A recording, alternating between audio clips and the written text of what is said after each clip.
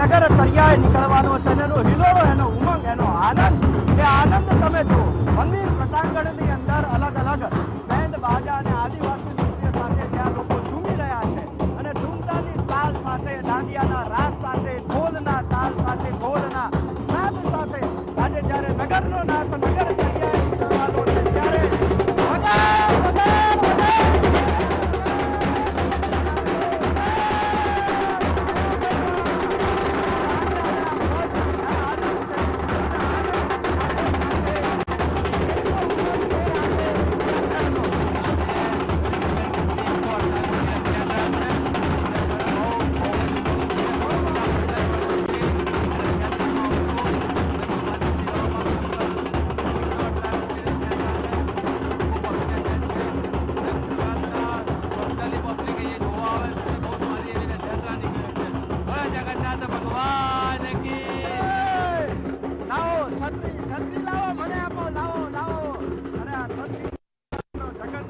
જ્યારે ઘૂમતો હોય અને તાલ સાથે, નાદ સાથે, ઉમંગ સાથે, આનંદ સાથે જ્યારે ફરવાનું અને હે જગતનો નાથ જ્યારે બહાર નીકળવાનો છે આ નગરચર્યાએ, અને નગરચર્યામાં હિલોળે ચડવાનું છે આખું અમદાવાદ, અને અમદાવાદને જ્યારે નાથ પોતે જ્યારે દર્શન આપવા નગરચર્યાએ નીકળતો હોય એ નગરચર્યામાં આવશે.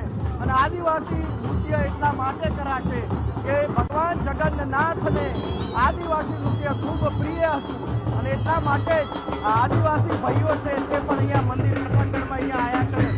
આ સના જો આ ઉપર અને એમનો આનંદ, આ ઉપરે પણ એ જે એમની જે ધ્વનિ જે નીકળે છે, ધ્વનિ સાથે કંઈ બતાવે છે ત્યાં કેટલો આનંદ અને કેટલો ઉમંગ અને કેટલો ઉમળકો છે.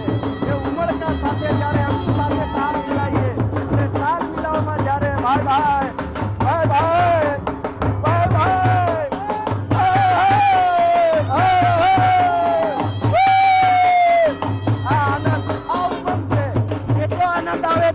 આવીને બહુ આનંદ આવે છે.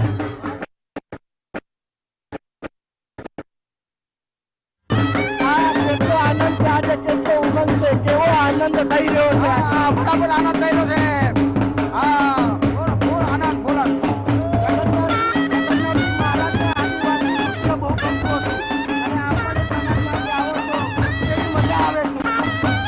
મજા આવે છે, બહુ મંદિરે, દાદાના મંદિરે બહુ મજા આવે. ભક્તિ આવે અને ભક્તિ સાથે જ્યારે આનંદ આવે અને આનંદ જ્યારે આવે ત્યારે ઉભરો આવે અને ઉભરો આવે છે એ ભક્તિનો ઉભરો આવે છે, એ ઉભરો આવે છે એ આત્મીયતાનો ઉભરો આવે છે. એટલે જ આજે ભગવાન જગન્નાથજી જે છે જેમની 148મી રથયાત્રા અમદાવાદના 16 કિલોમીટરના રૂટ ઉપર નીકળવાની છે. રંગે ચંગે જય જગન્નાથના નાદ સાથે મંગળા આરતી છે કેન્દ્રીય ગૃહમંત્રી અમિત શાહ થકી કરવામાં આવી અને 7 વાગ્યા આસપાસ આ જ રથની અંદર ભાઈ